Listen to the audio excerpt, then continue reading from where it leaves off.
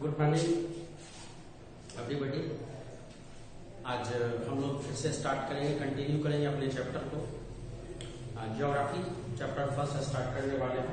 ठीक है, हमने आगे क्लास में पढ़ा था कि हमारा जो लोकेशन ऑफ इंडिया, भारत का जो भौगोलिक क्षेत्र है, भौगोलिक यानी कह सकते हैं कि जियोग्राफिकल जो स्ट्रक्चर है हमारे इंडिया का, उसके बारे में थोड़ा बहुत स्टडी किए थे।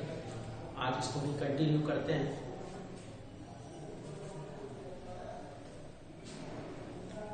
आप लोग अपना अपना पेन कॉपी लेके बैठिए, ठीक है, और देखते हैं कि क्या क्या चीज है। हम लोग का जो इंडिया है इसके बेसिस में पढ़ेंगे। India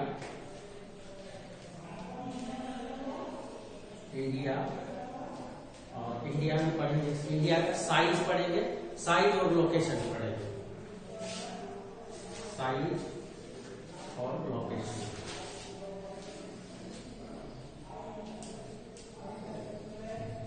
India size and location, हम लोग इसमें ये चर्चा करेंगे और जानेंगे कि इंडिया का साइज क्या है। साइज का मतलब ये है कि इंडिया की रूपरेखा क्या है, और साथ ही ये पढ़ेंगे कि इंडिया का वर्ल्ड के मैप में, विशेषकर हम इंडिया को एशिया में देखेंगे या फिर यूरोप में देखेंगे, ये नहीं, इंडिया का पूरे वर्ल्ड में क्या लोकेशन है, किस प्लेस पे इंडिया सिचुएटेड है, उसको पढ़ेंगे। और हम लोग ग्लोब के माध्यम से पढ़ेंगे कि ग्लोब में इंडिया का क्या पोजीशन है। तो सबसे पहले हम लोग इसमें कुछ चर्चा किए थे। सबसे पहले इंडिया का लोकेशन की बात करें। लोकेशन, इंडिया की लोकेशन की बात करेंगे तो इंडिया का जो लोकेशन है, हम लोग कहते हैं कि India is a vast country. India एक बहुत विशाल कंट्री है, और इंडिया को हम लोग एक और नाम से जानते हैं कि इंडिया जो है, इंडिया ऐसे लिख सकते हैं, इंडिया एक सब कंटिनेंट को, इंडिया को एक सब कंटिनेंट भी कहा जाता है। सब कंटिनेंट, इसके बारे में भी थोड़ा सा चर्चा करेंगे। सब कंटिनेंट,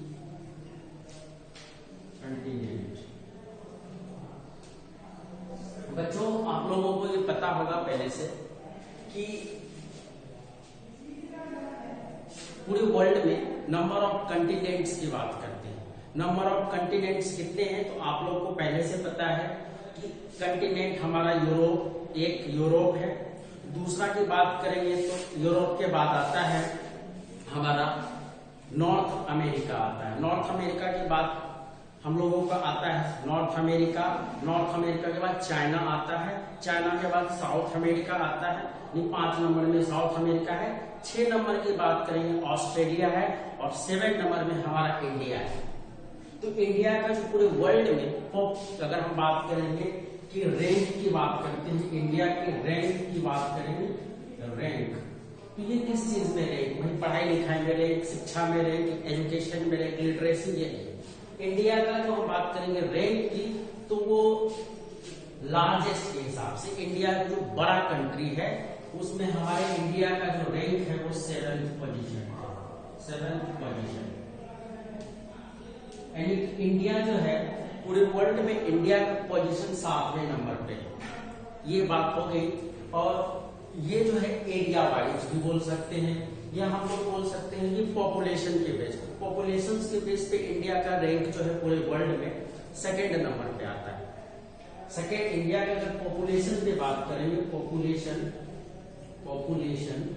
तो पॉपुलेशन के बेस पे इंडिया का 2nd रैंक आता है।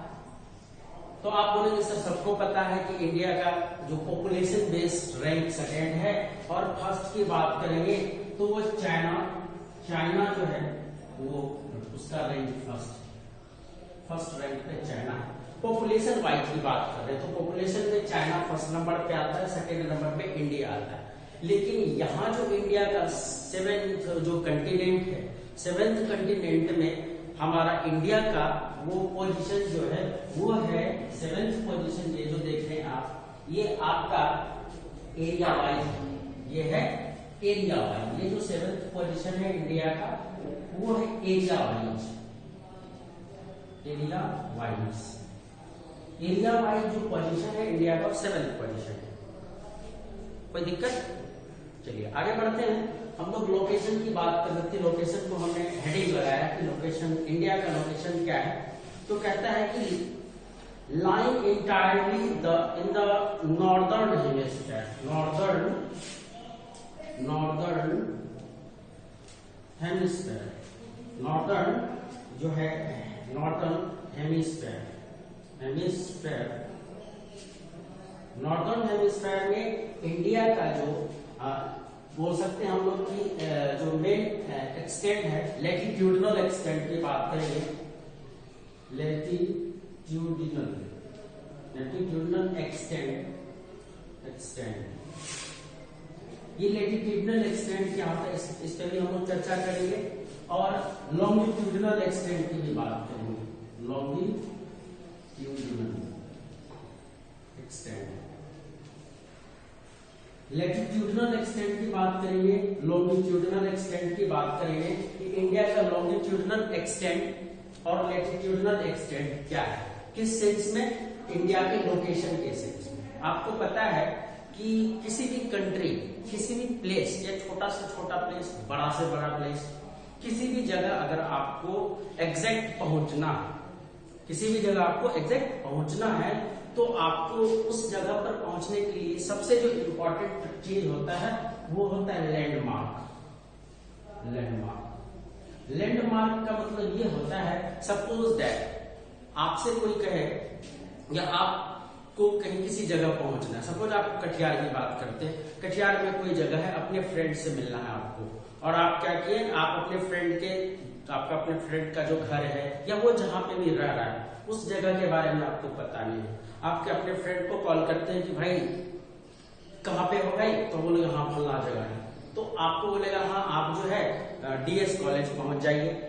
आप डीएस कॉलेज पहुंच गए, अब डीएस कॉलेज तो बहुत बड़ा है, डीएस कॉलेज के अंदर तो घर उसका हो नहीं सकता है, डीएस कॉलेज के आसपास कोई एरिया में होगा, कोई मोहल्ला में होगा, उस मोहल्ले के अंदर आप पहुंच नहीं सकते, क्योंकि उस अंदर में तो बहुत सारे मोहल्ला, लेकिन उस मोहल्ले में एग्जैक्ट कहाँ है। अगर वो बोलेगा डीएस कॉलेज के सामने, अगर वो बोल रहा है कि डीएस कॉलेज के जस्ट सामने एक मॉस्क है, मॉस्क यानी मस्जिद है, उस मस्जिद के का जो गेट है, उस गेट के जो सामने वाला बिल्डिंग है वही मेरा घर है, तो आप इजीली आराम से पहुंच जाएंगे। या आपको पहले से पता हो, अगर आपको पहले से पता हो कि भाई आपके मित्र का जो, आपका फ्रेंड का जो घर है, डीएस कॉलेज के सामने एक मस्जिद है, और उस मस्जिद का जो गेट है, उस गेट के सामने जो बिल्डिंग है, उसी बिल्डिंग में आपका फलाना नामक कोई फ्रेंड रह रहा है, तो इजीली आप वहां पे पहुंच जाएंगे और अपने दोस्त से विजिट कर लेंगे। तो ये तो हो गई छोटा छोटा एरिया वाइज। ठीक उसी तरह से बात करेंगे कि इंडिया का वर्ल्ड में क्या लोकेशन, अगर वर्ल्ड की बात करें और वर्ल्ड में भी इंडिया पर पहुंचना है या इंडिया के पास पहुंचना है या इंडिया में पहुंचना है, तो उसके लिए लोकेशन जरूरी है, लैंडमार्क जरूरी है। Without location we can't reach anywhere, any place. तो आपको किसी भी प्लेस पे पहुंचने के लिए क्या चाहिए, लोकेशन चाहिए, लैंडमार्क चाहिए। तो इंडिया का जो लैटिट्यूडनल एक्सटेंट है, आपको पहले से हम बताएं कि 8 डिग्री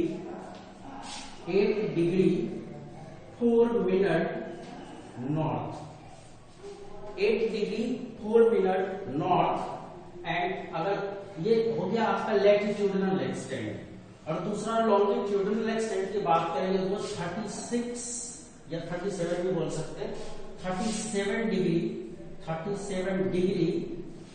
6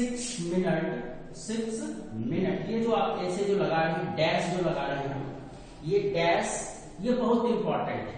आपको दो चीज दिया जाता है, या तो ये ऐसे डैश दिया जाता है, और या अगर डबल डैश दे दे यहाँ पे, एक डैश का मतलब मिनट होता है, एक डैश का मतलब मिनट होता है, और डबल डैश का मतलब सेकंड होता है,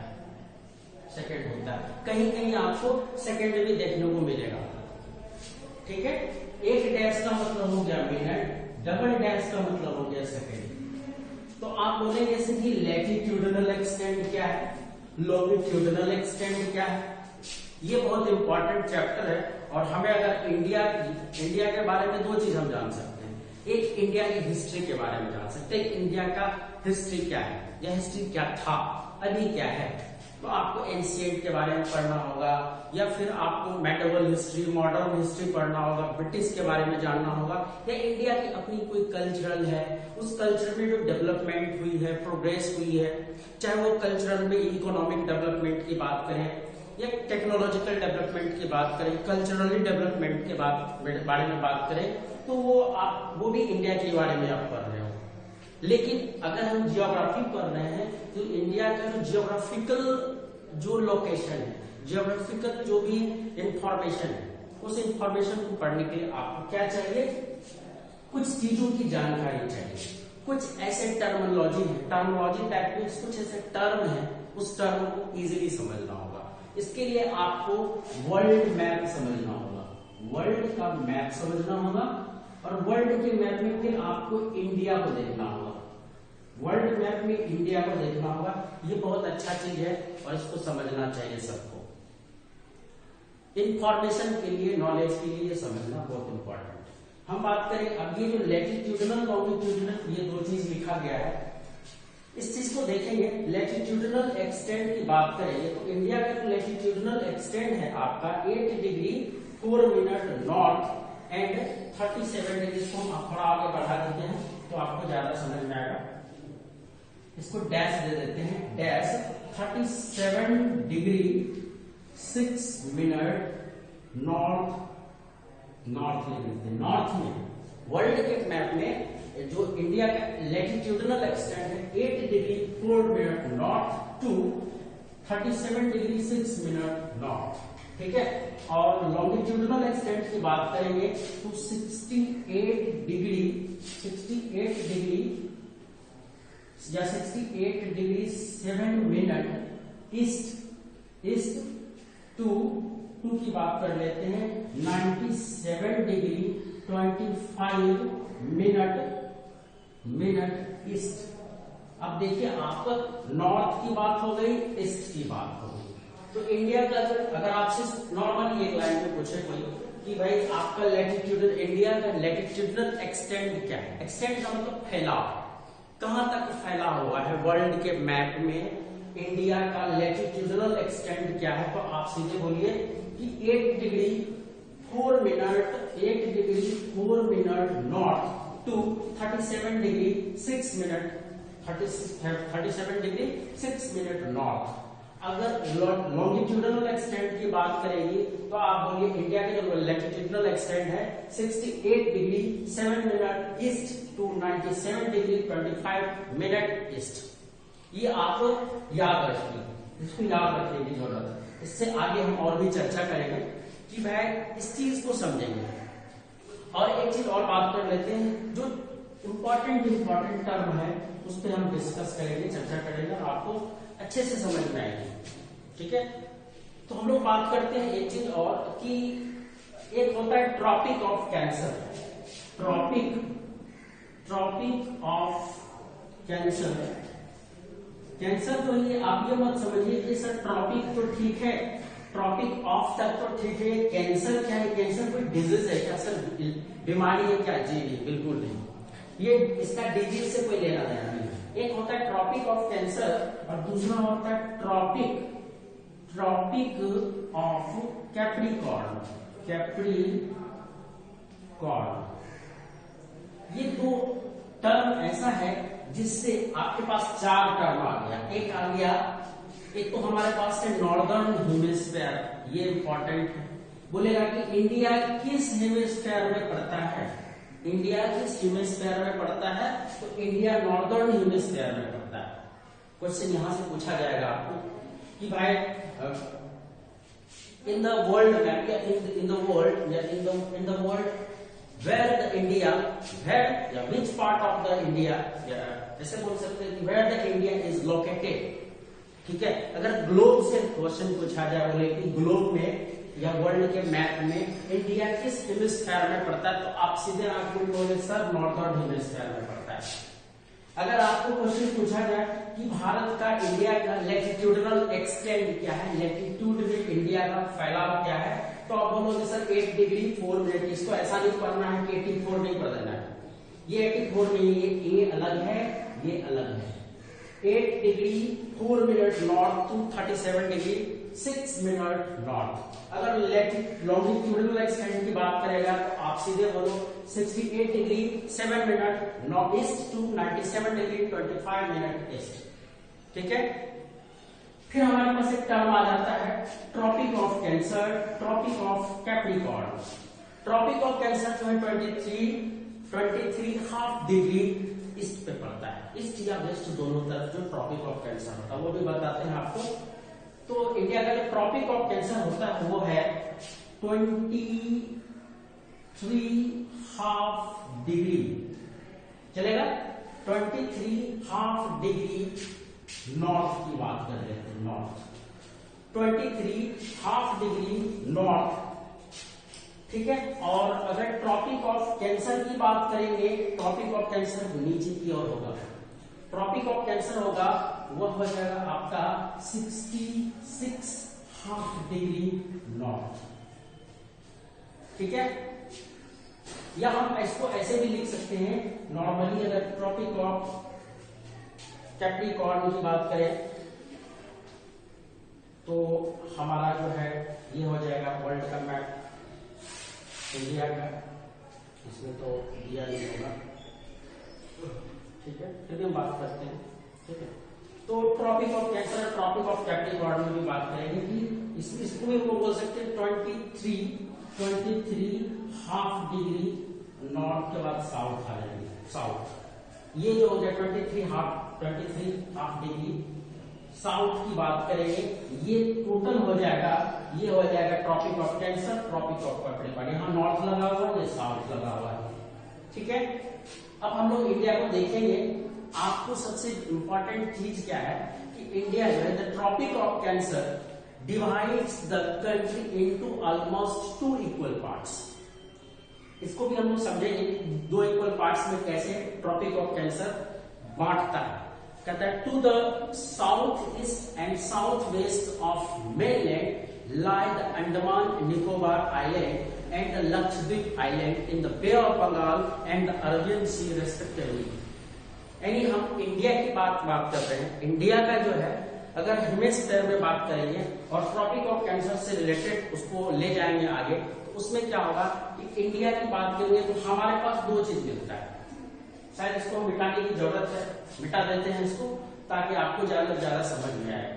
ये शायद सब लिख लिए होंगे, तो आगे बात करते हैं इसको।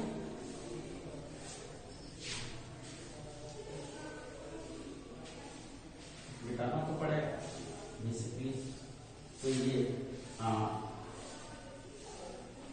इलेक्ट्रॉनिक बोर्ड तो है कि भाई इसको आप जूम करके देखते हुए कहीं।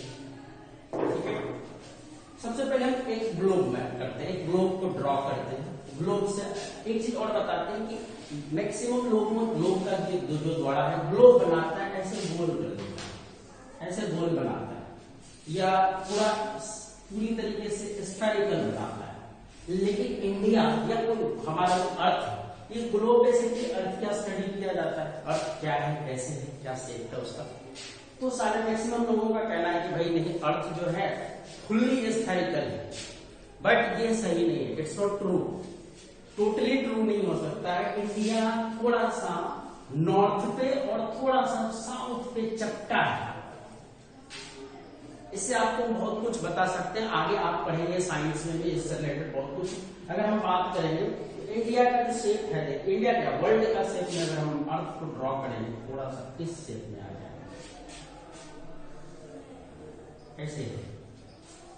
ये एक वर्ल्ड हमारा अर्थ इस तरह का, एग्जैक्ट तो नहीं बन रहा है लेकिन फिर भी आप देखेंगे कि अर्थ का शेप इस तरह से, वो फुल्ली इस तरह से नहीं है, फुल्ली राउंड शेप में है, ऐसे इस शेप में इंडिया नहीं है।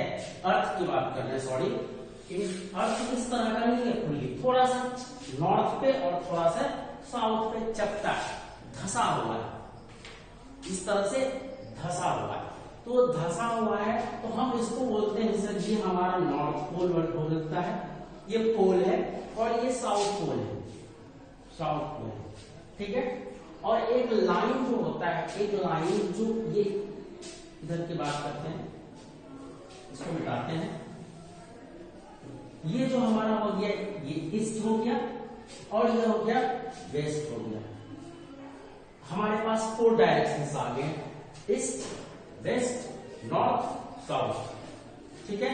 और एक आपको हम बताते हैं कि जब हमारे अर्थ पे, हम अपने अर्थ पे वेस्ट टू ईस्ट, याद रखिए जब हम अपने अर्थ पे, हम अपने अर्थ के ऊपर वेस्ट टू ईस्ट एक इमेजिनरी लाइन का मतलब हो गया एक काल्पनिक रेखा। काल्पनिक का मतलब ऐसे, तो अगर हम ट्रूली बात करें तो हम अपने अर्थ पे क्या कोई लाइन ड्रॉ कर सकते हैं? हमारा आंसर होगा, आपका आंसर होगा नो सर। क्यों? क्योंकि अर्थ इतना बड़ा है, कह सकते हैं कि अर्थ का जो रेडियस की बात करते हैं, आप लोगों को पता होगा कि अगर मान लेते हैं कि यहां से कोई लाइन ड्रॉ करते हैं, ये लाइन नहीं है एग्जैक्ट, ये एग्जैक्ट लाइन है, इट इज ऑल्सो ओवल से इस तरह का ऐसा, ये क्योंकि हम अगर इस पूरे इस अर्थ के शेप को देखें तो अर्थ के शेप को देखने में हम इस पर कोई लाइन ड्रॉ नहीं कर सकते। अगर आपके पास एक बॉल है तो बॉल पे आप, ये तो बॉल यहां से ये दिखा है लेकिन ये तो उठा हुआ ऐसे है ना, इस तरह से उठा हुआ ऐसे है, सामने से फ्लैट, सामने से ये फ्लैट है पूरी तरीके से, तो इस पे कोई लाइन को ड्रॉ किया नहीं जा सकता। बेसिकली हम इसको अगर इस पे लाइन ड्रॉ करना भी चाहे तो ये शेप ऐसा बना देगा, क्योंकि पीछे से भी मुड़ेगा, पीछे से भी इस तरह से मुड़ेगा या ऐसे मुड़े जाएगा, इस शेप में मुड़ेगा, ऐसे मुड़ेगा, इलिप्टिकल समझ लीजिए, एक इलिप्टिकल पाथ। हम हमारे अर्थ एक इलिप्टिकल शेप में है, ओवल शेप में है, और अगर हम इस शेप को 2 पार्ट में टुकड़ा कर दें, 2 पार्ट में इसको तोड़ दें, इसको मिटा देते हैं, 2 पार्ट में काट देते हैं हम अपने अर्थ को, तो हमारे अर्थ का 2 टुकड़ा बन जाता है। एक टुकड़ा ये हो गया, एक टुकड़ा ये हो गया, टोटल 2 टुकड़ा हो गया। इस 2 टुकड़े में जो पहला ऊपर का टुकड़ा है वो नॉर्थ पार्ट हो गया, और दूसरा टुकड़ा जो नीचे वो साउथ पार्ट हो गया, क्योंकि ऊपर नॉर्थ है नीचे साउथ है। तो ऊपर का जो पार्ट होता है उस पार्ट को हम लोग बोलते हैं नॉर्दर्न हेमिस्फीयर, यही नॉर्दर्न हेमिस्फीयर बोलते हैं, हेमिस्फीयर, ठीक है। और जो साउथ पार्ट है उसको बोलते हैं साउदर्न हेमिस्फीयर,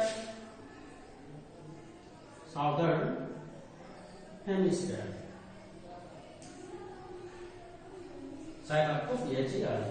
साउदर्न हेमिस्फीयर हो गया।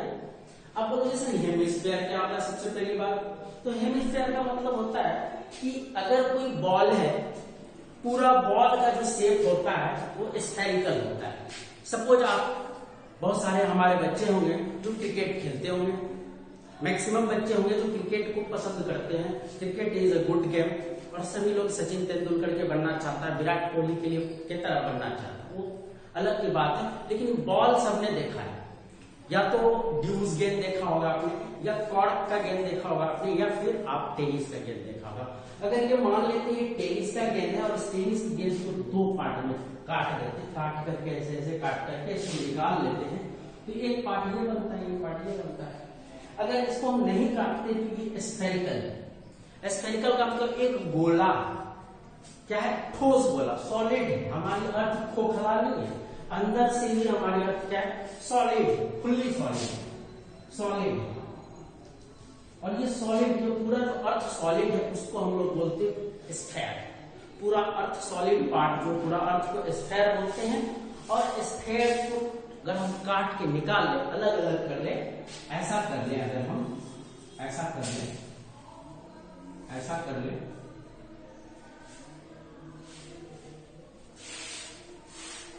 ऐसा कर ले, तो आप देखेंगे कि वो 2 कटोरा बाउल बन गया, 2 बाउल टाइप में बन गया, देखिए अलग अलग। और इसी को फिर चिपका देंगे तो फिर ऐसा बन जाएगा।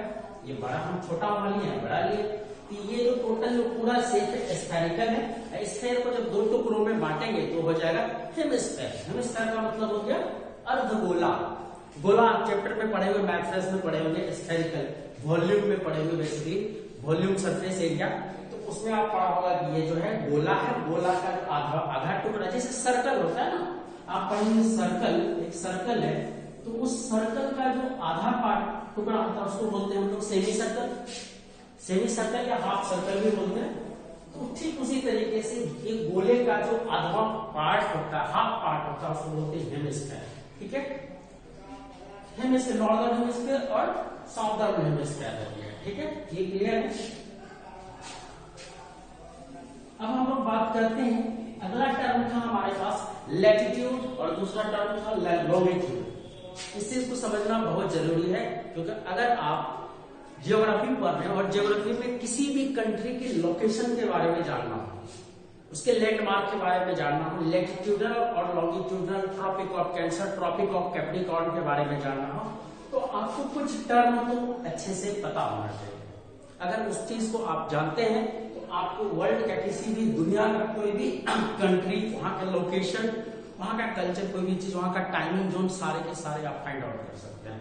चलिए हम बात करते हैं, अगर हम अर्थ के बीचों बीच, अर्थ के बीचों बीच, ये वेस्ट है, ये ईस्ट है, अगर हम अर्थ के ऊपर west to east, west to east, west to east कोई इमेजिनरी लाइन ड्रॉ करते हैं, तो उससे जो शेप बनेगा वो बनेगा हमारा, क्या बनेगा, उस चीज को हम लोग, वो जो लाइन होगा उस लाइन को बोलते हैं हम लोग लैटिट्यूड, लैटिट्यूड बोलते हैं। तो लैटिट्यूड आप देखेंगे, यहां से अगर हम कोई लाइन उठाते हैं ऐसे होगा, फिर ये घूम के वहीं पहुंचेगा, क्योंकि अर्थ है, अर्थ हमारी क्या होती है, जहां से घूम के आती है वहीं फिर पहुंचेगी। और हमारी अर्थ, आप बोलोगे सर एक क्वेश्चन आता है, आप लोग पूछ सकते हो सर हम वेस्ट टू ईस्ट ही क्यों लाइन ड्रॉ करें, हम ईस्ट टू वेस्ट भी तो लाइन ड्रॉ कर सकते हैं इस तरह से। गुड क्वेश्चन हो सकता है, लेकिन अगर आप लोगों को पता नहीं है तो मैं बताता हूं। हमारी अर्थ जो है, हमारे अर्थ में जितने भी प्लैनेट है, सभी प्लैनेट क्या होती है कि सभी प्लैनेट की अपनी कोई मूवमेंट होती है, हमारे अर्थ की भी मूवमेंट होती है। हमारे अर्थ की दो मूवमेंट होती है, एक रोटेशन, रोटेशन, और दूसरा होता है रिवॉल्यूशन, रिवॉल्व करना, रिवॉल्व, रिवॉल्व।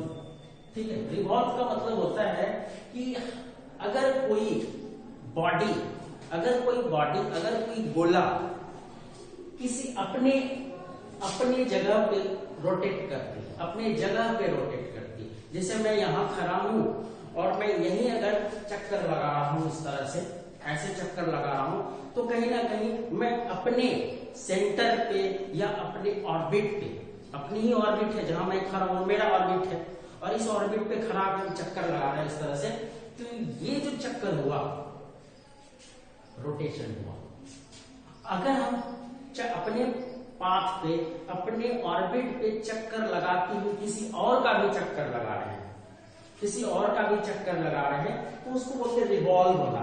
जैसे हमारी अर्थ क्या करती है, सन के चारों ओर भी चक्कर लगाती है और अपने ऑर्बिट पे भी चक्कर लगाती है, तो दो रोटेशन हो गया। आपको पता है कि रोटेशन करने से दिन रात होती है और रिवॉल्यूशन करने से सीजन चेंज होता है, क्योंकि सीजन तो तुरंत चेंज नहीं हो सकता है ना। अगर अभी गर्मी है, बहुत गर्मी है, तो ऐसा नहीं कि अचानक ठंडा आ जाए, 2 सेकंड के बाद जो है पूरा वर्षा हो जाए, ऐसा नहीं। सीजन तो एक लॉन्ग पीरियड होता है, लंबे समय के लिए होता है, तो सीजन चेंज तुरंत नहीं होता है। वेदर चेंज हो सकता है, अभी गर्मी लग रहा है तो वर्षा पड़ जाए, वो वेदर है, सीजन नहीं हो सकता। सीजन जैसे ठंडा का मौसम है तो कंटिन्यू रहेगा 3-4-5 महीना ठंडा, गर्मी का मौसम तो कंटिन्यू 4-5 महीने गर्मी रहेगा। बारिश का मौसम तो देखो अभी बरसात का मौसम चल रहा है, वैसा नहीं कि एक दिन में बरसात खत्म हो जाएगा। बरसात का एक लंबा मानसून सीजन तो लंबा होता है, ये समझ में आया। एक चीज जो आपको बताना चाह रहे, तो हमारी अर्थ जो रोटेट करती है, हमारी अर्थ जो रोटेट करती है, या हमारी अर्थ जो रिवॉल्व करती है, रिवॉल्यूशन करती है, उनकी जो डायरेक्शन होती है वेस्ट टू ईस्ट। किसकी? सन की। सन के हमारी अर्थ अपनी डायरेक्शन पे वेस्ट टू ईस्ट की तरफ मूव करती है।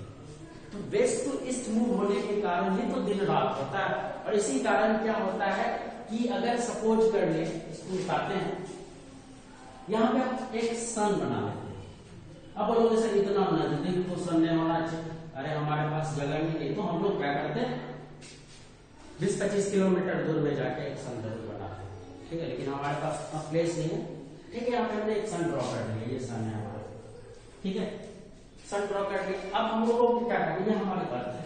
हमने आपको जैसे बताया कि हमारी अर्थ रिवॉल्व करती है वेस्ट टू ईस्ट, यानी इस डायरेक्शन से। अगर हम यहाँ हैं, अगर सपोज करते मैं अपने आप को अर्थ मानता हूँ, और अगर ये दीवार को सन मानता हूँ, वो दीवार को सन मानता हूँ, तो मैं मेरी जो मूवमेंट होगी इस डायरेक्शन में, डायरेक्शन में ऐसे मैं मूव करूंगा, ठीक है। ये मैं वेस्ट में खड़ा हूँ तो मूव करूंगा इसकी तरफ, अब इसकी तरफ आ गया, ये ईस्ट है, ठीक है। और फिर कुछ समय बाद क्या होगा, 24 घंटा जैसे खत्म होगा, फिर घूम घाम के फिर हम ये पहुंच जाएंगे, ठीक है।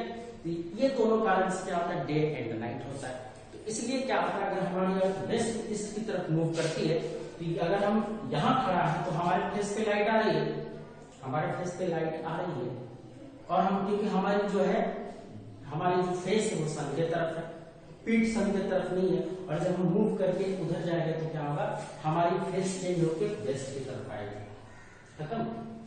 चलिए ओके, थैंक यू। हम अगली क्लास में बात करेंगे और अच्छे से। Thank you so much.